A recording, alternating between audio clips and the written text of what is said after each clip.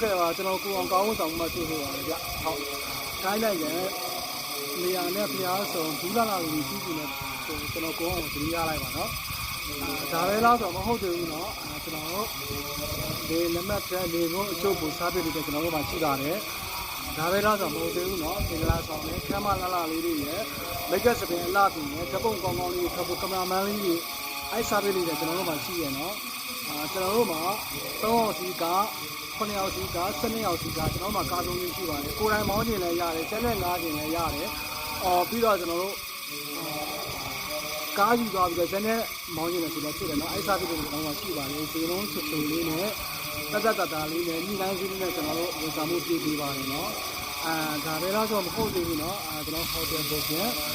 နေချိုင်းနေတဲ့ဟိုတယ်ပို့ပြန်လည်းကျွန်တော်တို့ကြည့်ပေးပါတယ်ပြီးတော့ကျွန်တော်တို့အမားလို့သင်ရတဲ့ကျွန်တော်တူရင်းဟိုတယ်1 2မှာလည်းကျွန်တော်တို့ဒီလိုဆိုတာတော့တဲ့ကိုရပါတယ်မြန်မာပြည်ကမြန်မာဟင်းလေးတွေရှိပါတယ်အဲ့ကိုဆောင်ပြီးကျွန်တော်တို့မှရှိပါတယ်နော်ဟုတ်ကဲ့အားလုံးပဲပြန်လာပါအားလုံးလည်းကာမဖျားအစုံဒီလာလာလေးကျူးကျင်နေဒီလာလာလေးကျူးကျင်နေဖျားဆုံးကျူးကျင်နေကျွန်တော်ပြောနေတာချိုးတာတဲ့ဈေးလုံးနဲ့တက်တာတဲ့ဈေးလုံးနဲ့အမိတိုင်းလာမယ့်ဈေးလုံးနဲ့ကောင်းမွန်ရုံနဲ့ကျွန်တော်ပြောနေတာအားလုံးပဲ Bye.